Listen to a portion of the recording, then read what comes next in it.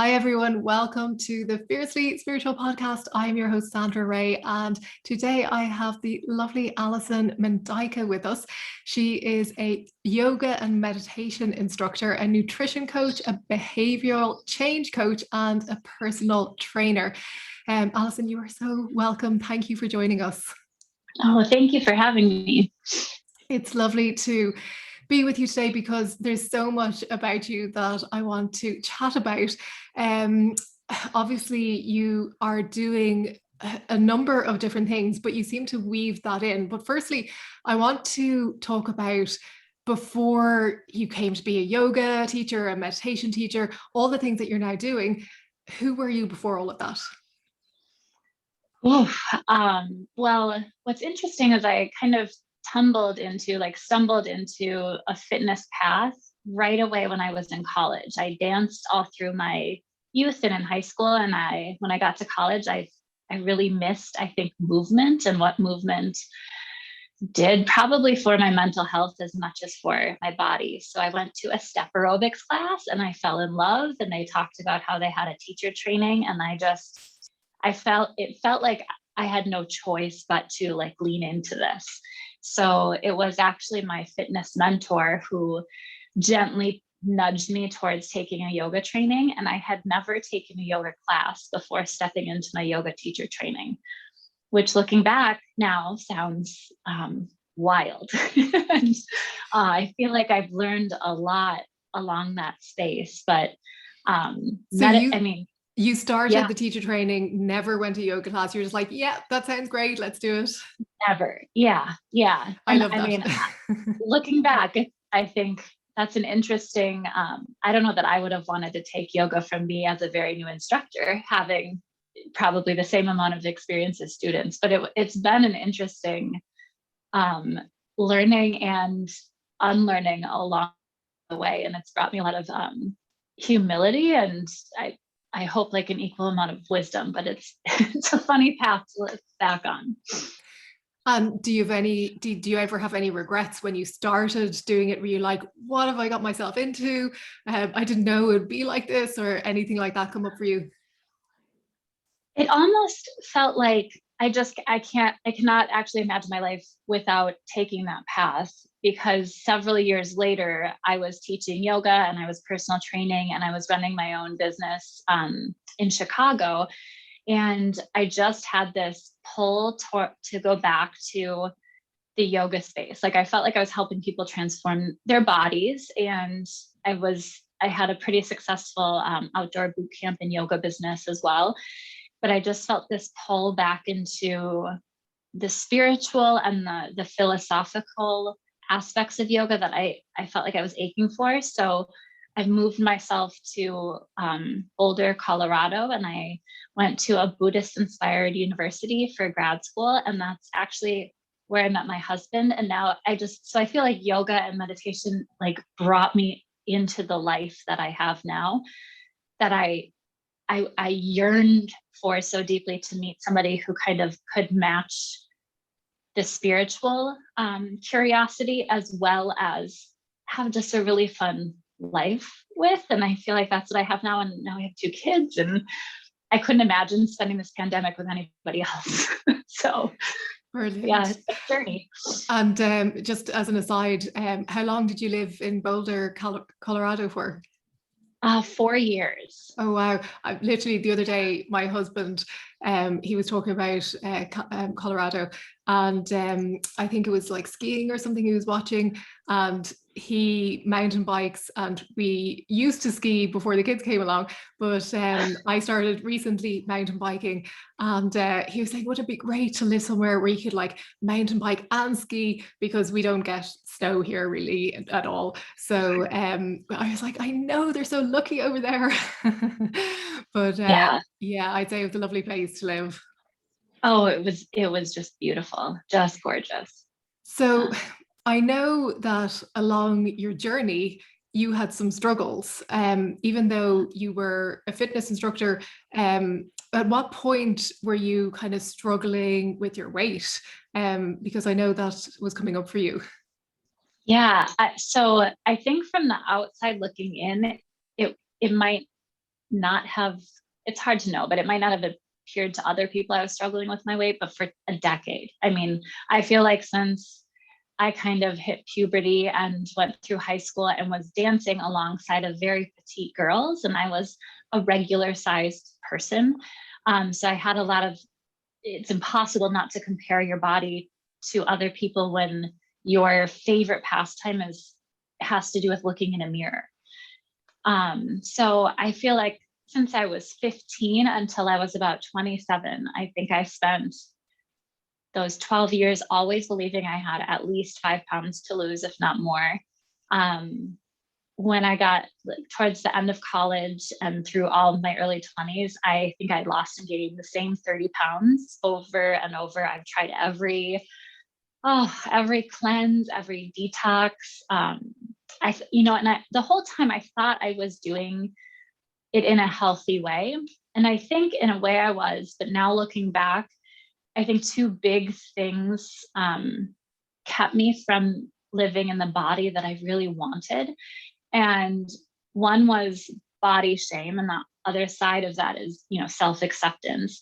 And the other was the stress and inflammation that I kept kind of creating in my body, because I would do these wild detoxes and, extreme exercise, and then just want to let my hair down. And I would go out with my friends on the weekend and drink and go to brunch. And then on Monday morning, I would go back into, I've got to drink, my green smoothie and do all the right things. So I would say it was the better part of a decade where I was on that huge roller coaster, which now I can relate to a lot of most of the women I meet and I work with have been through something similar, but it's hard to look back and remember those days. Yeah. And I think, well, what it sounds like, you weren't overweight. You just didn't like your body the way it was and the weight that you were at. Would that be right? Yeah, I think that there was an extreme moment, and it was right at the end of college and the beginning of trying to figure out what an adult is at 22. But I went from being a size 2 in US pant sizes. I should say I went from being a size 10 to a size 2 to a size 14 in a 9-month period. So it was just, it was an extraordinary swing for a number of different reasons. But I think that was probably, again, from the outside looking in, that 9-month period, I could understand somebody thinking, what's going on there? But other than that, yeah, my weight appeared to stay fairly even, but internally I knew I was yo-yoing a lot. I knew that there was just a lot of discomfort and dis-ease, and almost like this obsession over what can I do to be better, to get better, to look better, to even to feel better. And I think that's something it's not really spoken about that much. Obviously, we speak about people who are obese, and obviously there's a huge amount of support in helping those people. But the people who seem to be at the right weight, I don't know if there is as much support for their struggles. Does that make sense? Yes, definitely. And even when I was the tiny size 2 and my body fat percentage was low, I remember feeling so defensive in that how I felt like I had to be on the defense for people saying you're too thin or you're too muscular or something.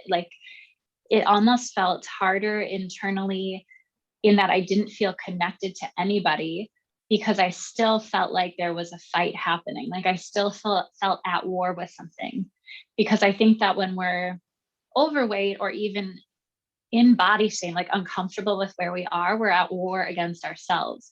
And once I arrived at this goal place, I was all of a sudden at war with the rest of the world because I just hadn't healed the body image and body shame stuff in me and the underlying kind of those root causes. That's so interesting. And I was going to actually touch on that, but I just want to mention, I did say a moment ago the right weight. I just want to say there's no right or wrong weight. Right. Yeah. Right. So I just want to make that clear. But so I think what it sounds like is that your struggles, the weight thing was like a symptom of maybe a lack of self-love or self-worth. Would that be right? Yeah, and it feels almost, I mean, even now it feels embarrassed. Like there's an element of embarrassment to admit that. I think because I grew up feeling fairly confident. I mean, like any teenager or like any woman, I had insecurities growing. I felt like fairly comfortable in my own shoes, but probably not in my own whole body. So I think it was like what I see from a lot of my clients and a lot of the healing that we do now is this underlying belief that if I love myself, that means that one of my clients actually said, I'm just going to be fat and happy. Or if I love myself, then I'll just let myself go. And so it's like, if I accept myself for who I am, then I'm never going to be at this goal weight, in quotations, because I won't work to get there. And it's like, oh my goodness, the opposite is true. Once we love ourselves, we're just able to, it feels more natural to make the decisions that otherwise feel like this struggle and this war. And what's coming up as well is that when society is like pumping out these images of these women who are, airbrushed and like a certain size and weight, and it's saying this is what you need to look like, this is how you should be. And obviously with yourself, you were doing the dance classes and all these, petite girls, and everybody is different. Everybody has, a different body type. We don't conform to the same shape and the same things. So of course we're like, there's this message that young girls are fed that you have to be this way, when I think it's changing now, but that was so prevalent, certainly when you were probably a teenager. Yeah. And I think the interesting shift when we become adults is then, if women choose to have children, all of a sudden there's this postpartum, like before and after baby thing that happens. And I participated in this with my first son. And in that I showed, me at 6 weeks postpartum and 14 weeks postpartum. And my messages were always, I'm taking care of myself. This is a journey for me. It's not to say that you should look a certain way, but still, when I look back at those, when we put images next to each other, where one is heavier, one image is a person who weighs more, and the other is a person who weighs less. The person who weighs less is always smiling more in those pictures on social media. And those, I think it's like we repeat this teenage comparison thing again once we become mothers. And it's so dangerous, I think, because a lot of times as new parents, and my son was 3 months old when COVID hit, like we kind of become more isolated in our own minds, and we just have to be in our own homes more. So the scroll starts to happen. And when we are scrolling, there's so much of the subconscious mind that's absorbing things that we don't even notice, or that's too fast for us to consciously think about. But it deepens that, scarring or that dis-ease with ourselves unless we hold up a mirror to it and see what is actually happening. Yeah, I used to think I'd love to put a post up where like me before eating a meal and me after eating a meal. And Yeah. recently I actually saw somebody, it just popped up for some reason, and it was like me now, me 10 minutes later.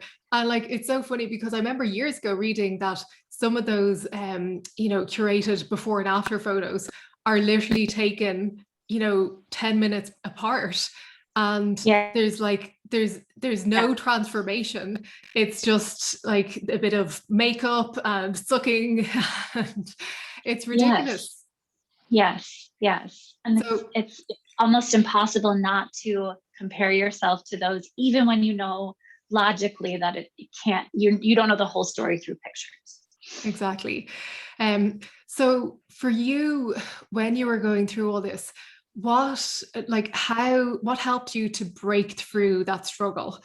What was the missing link for you? So in hindsight, it was almost the same as meeting my husband. And I feel like you and your audience will understand this more than maybe just the average person, in that I remember writing down everything that I wanted in a partner. I did it 3 different times, and each time, once was in high school, and I found that person and I realized that there were elements missing. And I did it another time and I found that person. I thought he was my guy, wasn't. And then I did it a 3rd time, forgot all about it. And I pulled it out one day once Joe and I, my husband, were engaged. And I was just blown away. He was everything except that he doesn't play the guitar, but I'm holding out hope that one of my children will. But it was, it was a clear desire, a clear vision, and then a complete letting go and living my life and loving my life. And it feels so similar, although I'm sure that there were many more steps that I took. But what happened was I decided to, I was coming to the end of my grad school journey, wondering, what am I going to do now? Like, my whole business had been built in Chicago. I was living in Boulder. And I decided to run like a 7-day clean eating challenge, which, as I was creating it, it kind of morphed into this mindfulness eating experience where I refused to say, do not eat any of this, like eat this, not that, or I gave guidelines, but it just morphed into this, like, let's be aware how we feel when we eat food. And I don't know why, but I had never thought to do that before. Just to think about, what am I feeling before I sit down to eat, or before I reach for the handful of sugar, or before I have my 3rd cup of lukewarm coffee. So coaching these people through that kind of, it just shifted. It made me notice so many different patterns in this 7-day journey. And from there, I decided just not to stop. So I decided to just keep noticing how I was feeling and have really gentle guidelines with myself. And over about 3 months, I lost like those 30 pounds that I kept losing again and again, but then they just stayed off. And it feels, it's a hard thing to describe, but it just felt like I let the weight go. It feels like I let the struggle go, that I kind of released this war with myself. And there were lots of like awakenings and tears and a lot of different things in between, but it was like a letting go and an allowing. It's funny because when you said I let the weight go, 2 words popped into my head, and it was emotional weight. And the fact that you were saying that, there was that shedding of tears and emotions, that, obviously the practice was helping you to be mindful. But I think I don't know if in your work, but I know that our emotions do weigh us down, not just as in, we say we're carrying a heavy burden, but I think physically our waistlines start to expand when we're holding on to that emotional energy, and we often don't realize that. Have you experienced that? Absolutely. I think I noticed it when I was really young as a personal trainer, and I heard this in a yoga training, but that our tissues hold our issues. Because what I noticed was that when people started moving, and it didn't matter who they were, whether they were just like a really successful businessman or a doctor or a woman who was in grad school, like when they started working out, during our training sessions, I felt like all of a sudden I became their like therapist. And in that, they just, it was, their emotions came out. And yes, that is absolutely, I think because I had been focusing so much on helping other people feel good in their bodies. I just never completely understood how to do it in mine. And for me, it was less doing and it was more being, and it was more just letting myself sit with the tough stuff, like sit with the emotions. And luckily that's, I mean, in grad school, every semester we had a class that was where we were forced to sit in meditation. And I say forced because it's the hardest thing I've ever done, other than maybe childbirth, but it's just hard. It takes a certain kind of endurance that you never expect. But yeah, it's what helped me release the emotional weight. Yeah. So I want to go into a few things here. Firstly, just when you're talking about, the mindful kind of eating and slowing down and just being with what you're eating, it reminded me, my son came home from school the other day and he was saying he didn't get a chance to finish his lunch. And he was like, I just eat really slowly. And like, sometimes I don't have time to finish it. I was like, that's okay. And I was like, it's better than like just gobbling the food down. He's like, yeah, everybody just eats so fast. They just like, eat like, and I was like laughing because I would be like that. I would eat quite slowly and be mindful of what I'm eating. So it's lovely to hear that. The other thing I want to mention, I remember years ago studying mindfulness, and there was a thing that came up called 3 strikes.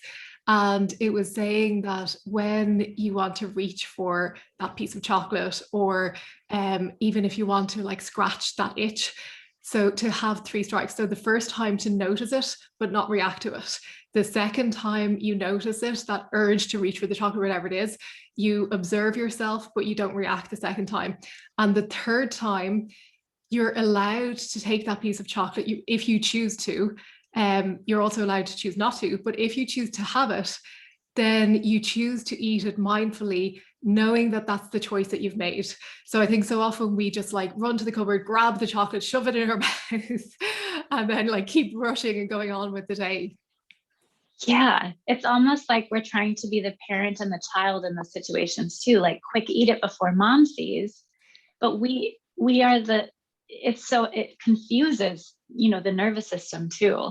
I love that, the 3 strikes, because what I recommend, I won't talk to any of my clients about what to eat until they journal for just at least 3 days. I say that why they're eating, but the answer to the things of before they take a handful of anything or before they sit down to a meal, what am I feeling? What do I want? And what do I need? And usually the answers start out very literal. Like, I'm feeling hungry. I want some food. I need some energy. And then it's beautiful when they do it. It's one of the hardest things, I think, for people to do, because again, it gets to the emotional stuff, but it evolves into like, I'm feeling really, really sad. Like, I'm feeling a lot of grief for what I can't do now that I used to be able to do because of COVID, for example. And I really need just like a hug from a human. But what I want is this chocolate. Because it feels good. It feels similar to that hug.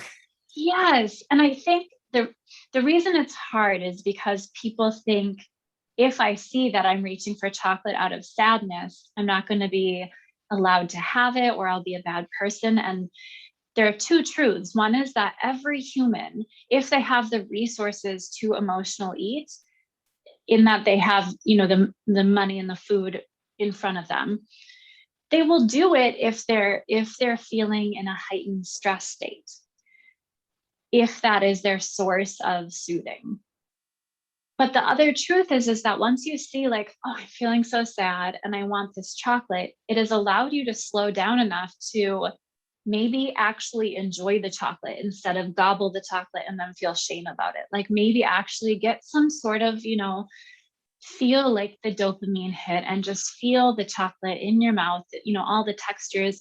And then it might have the opportunity to make them feel a little bit better. And I think that's kind of the gray area where we've been taught to believe that emotional eating is a terrible thing to do, even though most people do it at some point. And I don't know that I think unconscious emotional eating can be really harmful. But when we get together for holidays with our families, that is in a sense like joyful emotional eating, depending on who your family is. But, or, when we celebrate somebody's birthday, we're having sweet things, or we have comfort foods at certain gatherings. And that is a form of emotional eating. And I don't know that, when it comes to like nutrition and health, that any one thing is bad. I do think that when we are aware of things, though, that we're just able to approach all of it with a much more self-compassionate and holistic view, instead of thinking like, this is bad, this is good, I can do this, I can't do this, because we will always want to do what we have told ourselves is forbidden, because it's that much more attractive. And it's funny because going back to my kids, I always, for years, I didn't want to reward them with food. Like the temptation is, if they do something that you want to do, say, oh, great, here's some chocolate, or here's something that they like. And, it got to the point where I never gave them like jellies or chocolate or anything like that. And when they did get it, they were like, it's here, we have to have it. And like, it was almost like, this obsession with it. So I was like, okay, everything in moderation. But I find that there are times when it's okay to maybe reward, like we have a lovely walk up the mountains, we hike up with them. And I say, okay, well, if we get to this point, you can have a bit of chocolate or something because you've done so good, which only happens occasionally. But sometimes we think it has to be all or nothing, and it's so often not the case. Yeah, and it's so hard to be a parent and so hard to be human, because really the intention is there, and then it's like, wow, there's this whole other side that I didn't, whole other like natural consequence I didn't see coming. A couple of years ago, I was getting like messages from my guides to give up refined sugar, and I really struggled with it. I was like, no, I don't want to give it up. And I decided, okay, I'll do a month where I give it up. Now, the one stipulation I had was that I would keep eating like dark chocolate, like 80% or over. I was like, I have to have something. So I did it for a month. And then at the end of the month, I thought, okay, I'm going to go back to eating like the biscuits and this stuff. And it wasn't about weight at all. For me, it was more so about purifying my energy. But after I went back to it, I started getting the messages again to, give up refined sugar. So I was like, okay, I'll do it for a year. So I did it for a year. And then now I was still eating the like fruits. I was eating natural sugars, but I just wasn't eating all the processed and refined sugars. I think I remember eating like ketchup, tomato ketchup, which I know has sugar in it. So it wasn't totally, but now these days, if I want to, I'll have the biscuit, but it's not very often, just because I know that it brings my energy down. But what my point is that I think often sometimes when we do eliminate these things, we feel better in ourselves. It's not just about the weight. We have more energy, our minds are clearer, we feel more like vitality. I don't know if you notice that in your practice. Oh, absolutely. I remember just deciding I wasn't going to have, we live near a wonderful bakery that makes everything from scratch, but it had gotten to the point where we were like walking over there a little too often, and I wanted to cut back. And I decided I was just going to not snack between meals, like just be more mindful about when I'm reaching for things, and then drink more water. And I remember saying to my husband, I don't know what I was doing before drinking all this water every day, because I feel alive. Like I just feel absolutely alive. Yeah. So I think whenever we like decide to do a thing or to take a break from a thing, it's interesting how often like the texture of life gets more rich. And our fear is that we'll lose something, that we'll have like that fear of missing out, that we won't be able to enjoy life. And the truth is that when something like sugar or alcohol, or even like people who almost like over exercise, like rely on something, when there's any like just baseline addiction, when we're able to free ourselves even a little bit for a week from that, it's actually like we are more free. But for some reason, our brains, I like to say our inner mean girl says, oh no, like then you'll be in chains if you give up this thing. But the opposite is true. That's so true. And what I find as well, if I tell myself I can't have something, then I'll find myself wanting it. Whereas if I'm like, I can have it how I want, if I'm mindful about it and knowing, actually, yeah, I'm feeling a bit sad, but yeah, I know that I still want the chocolate, or, you know, just know the reasons behind it. But you mentioned about water, and I think most people think that they know the difference between being hungry and being thirsty. And often our mind or our bodies are craving hydration, but we feel hungry. We don't actually realize that we need to hydrate. So that's something I always do if I find myself thinking, oh, I need to go to the cupboard to get some chocolate or something. And I'll say, okay, I'll have a glass of water first and then see how I feel. And if I still want it, then I'll have it, but I'll hydrate first. And often that will be what my body needed.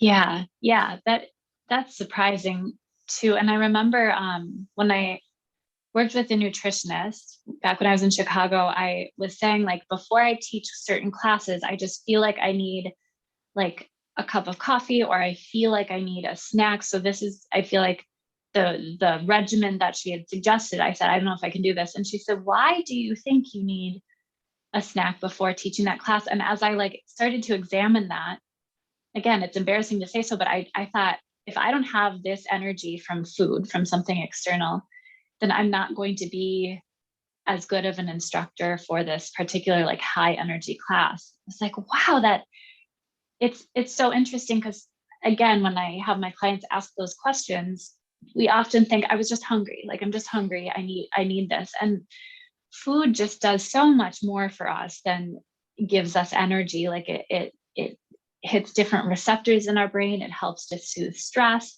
It does so many other things that we have. If there's a desire to make a change, we've got to be able to look at that as well.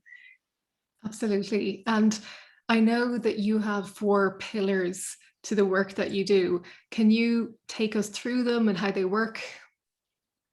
Sure. I like to think of these as like sneaky meditation and yoga for people who either love meditation and yoga or don't want to do it at all, because it's that felt sense of awareness where you're able to be in your body and be in the space between your ears and your mind without actually like sitting on a meditation cushion. So the 4 pillars of wellness that I talk about are how we think, how we move, how we nourish our bodies, and how we rest. So everybody starts in a different place, and it's usually, I recommend starting in the place that you gravitate towards most. And mine has always been movement. I feel like for me, movement is the gateway to transformation, and that it helps, even when I don't think it will, it helps with my mood. It helps me to move through my, emotional stuckness. So I talk about movement rather than like working out or exercise, because we tend to have a very limited idea of what that could be, like this kind of box we keep exercise in, where we have to put on our yoga leggings and a top. And instead, I like to think of movement as just anything that brings you joy and gets your body moving in a different way than it is in the moment. And what I teach is to have a movement, we could say rhythm or routine, where you find joy or peace before, during, and after. So a way to do this is to have just a positive thing you're saying to yourself. So maybe an affirmation, or something like A Course in Miracles is sitting in front of me. So maybe just opening up a book that inspires you and reading a line and just letting that kind of soak in. And this can take just 10 to 30 seconds. And then as you're moving, as you're exercising, repeating this thing to yourself. So repeating this 1 sentence thing, because when you're moving with breath, your brain is in a state that's able to absorb knowledge and kind of almost like, I think of it as like hooking in the memory so much more than when you're just sitting. And that's why a lot of, ancient religions, when they're learning, they rock, because we can learn better when we're moving. And then just after, it's usually that after like we move or we exercise, we think, why don't I do this every day? Because the endorphins have hit. But again, just allowing for a moment, 30 seconds, 10 seconds, whatever you have, to just breathe and to notice what you feel, so that the next time you're thinking, I have a little bit of time, like, should I move or should I just sit and watch Netflix? You've almost like baked in that energy and baked in that memory of this feels good and it brings me joy, or it brings me peace, it brings me what I need. So the movement, yeah, go on. Oh, I was just going to go on to the next thing, but I'll try to be briefer with the next three. So go ahead. No, I was just going to ask the movement with the affirmations or mantras. So it doesn't have to be yoga necessarily. Can it be dance or any type of movement? Okay, brilliant. Dance, yeah. A walk outside, a run outside. I even teach new moms like just circuits of time, kind of pockets of time, routines that they can do in like 5-minute sets throughout their day, but incorporating that single mantra throughout the day. So yeah, it can be any sort of movement, because I think yoga is wonderful. It's the love of my life, but it's not the love of everybody's life. So anything that allows for more space in your body and for your heart to rise just enough to create that positive natural endorphin response. I remember years ago seeing a post. It was a yoga teacher saying that every time she boils the kettle to make a cup of tea, she uses that time to do handstands.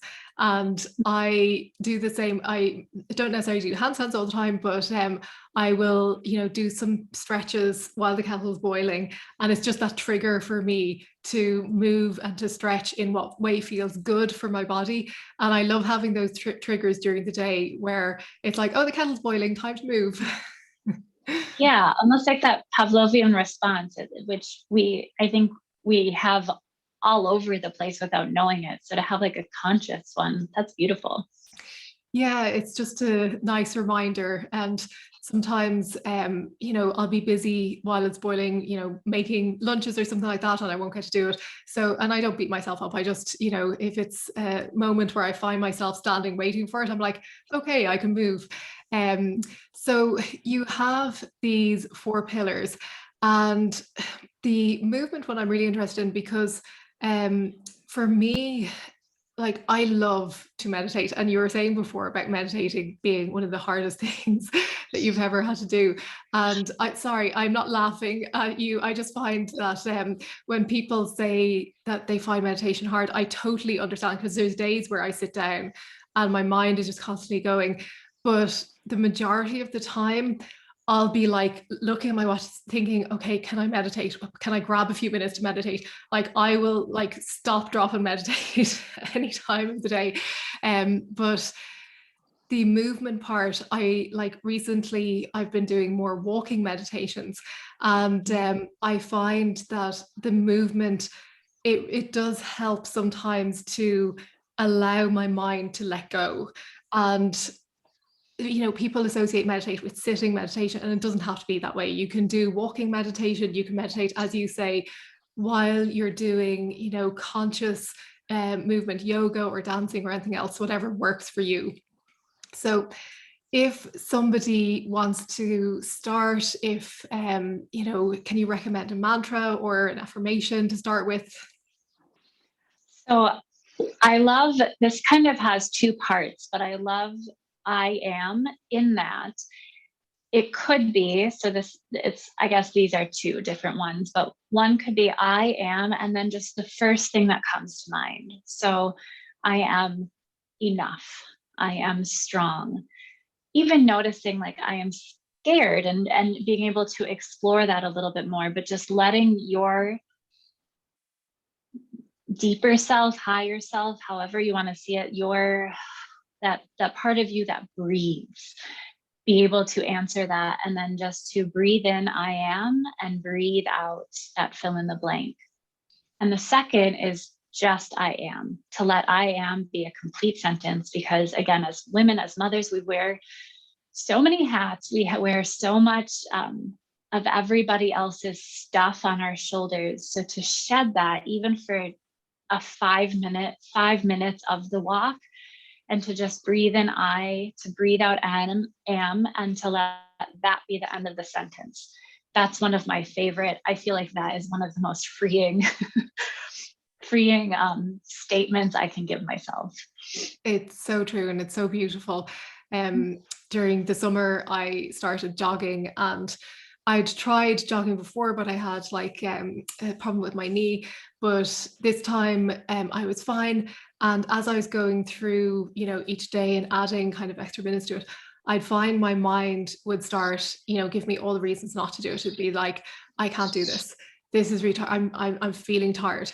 So I did what you were saying. I started saying I am, and just seeing what came up, and I am powerful, I am energized, I am, and going through the run, and like that got me through to the end of the time that I was doing. And I found that when I started off, if I started off in that way, saying I am powerful or I am energized, I had so much energy to do it, rather than if I started off unconsciously saying all the things like, oh, I can't do this, this is really hard. And my energy levels would just drop like so down. So yeah, it's really interesting how just the way we speak to ourselves can have such a profound effect on our physical energy as well. Oh, absolutely. And it matters. It matters so deeply. And it's in her book, Sonia Renee Taylor's book, Your Body is Not an Apology.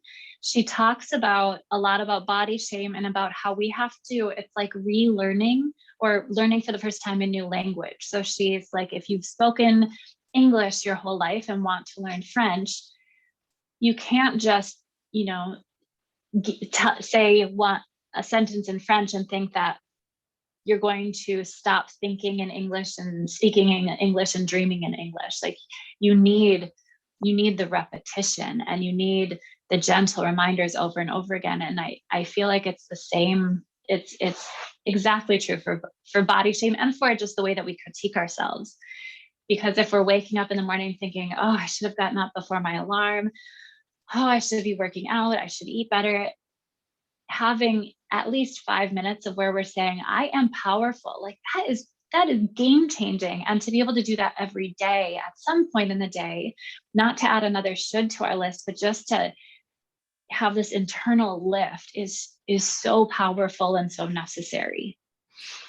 So I know that you help women who are struggling in these areas with overwhelm, or with, is it self-image that you work with as well, or how do you help people? Yeah, I don't think that anybody ever comes to me and says I have a self-image problem, but usually what I hear is I want to feel better. I want to be able to keep up with my kids or with my work. And it's like always that last goal that they talk about is like, I want to lose weight, but I don't want it to be about the weight. So I want to be smaller. I want to shrink in some way, but I'm aware that thought and that language and that goal have been hard on me. So when I work with people individually, I cater to them, but in the breakthrough method that I created so that more women could experience this kind of against the grain shift without needing like to hire a personal trainer or a nutrition coach. We start with thinking the way that we think in the way that we're goal setting. So I start with kind of going at it from a backwards way in thinking of where we have been, because oftentimes we just don't even want to think of the past. We don't want to think of all the ways that we have failed in our minds, at least. And we also people don't want to acknowledge where they are in this moment, especially if they've been struggling with yo-yo dieting for a long time or struggling just to find their ground again. So being able to acknowledge what we've been through and where we are right now not only helps us create like more realistic goals, but also more inspired goals in it's just a far more gentle way. Because if we're saying to ourselves, gosh, I never have the willpower, I'm never motivated enough, without seeing like, oh, it's the 12th month of a pandemic where I haven't been able to get the physical in-home support that I need to take care of my children, for example. Like, of course I haven't been as active as I have before, not to use it as an excuse necessarily, but just to almost like lay out all the facts on the table so we can see what makes sense to tweak moving forward. Yeah, and I love that you use the word gentle. I can sense that like feminine energy that you bring into it. And I think that's what's missing. So many like fitness programs or weight loss programs, they're quite aggressive and they involve some sort of like bodily punishment, whether it's through exercise or through, you know, deprivation of some sort. And it sounds like your approach is much more holistic, much more mindful, much more loving. And obviously it has it works as well. So it's wonderful, the work that you're doing. I appreciate that. I think the one thing that I can always hear the internal fight against is, again, the self-love. Like, if I love myself, then what could possibly happen? And I think the fear there is almost everything that we've been taught about diet and exercise is like, go hard or go home, do this, or you know, you're on the bandwagon or you're off. And it's like that inner mean girl is so terrified of the unknown. Like, if we step out of our comfort zone, and unfortunately the comfort zone is diet culture, is fitness culture. If we step out of that, then what? It's like, then we're in the wild unknown. But that's where the magic happens, when you start trusting yourself and listening to your intuition and being present with the emotions, even when they're not the, you know, the joyful, like, my life is transforming emotions. When we're able to be with our sadness and our shame, our what we claim are darker emotions, it's I like that saying, the only way out is through. Like, you can only hide emotions for so long. You can only numb emotions for so long. They're like children, where they will make themselves known in any possible way. So yeah, it's gentle sounds scary to some people. Self-compassion, it's terrifying to some people. But it's where the magic is. It really is where the magic is. And I think when you can face those aspects of yourself that you fear, then you become so powerful, because you're not running away from it. You're not pushing it down.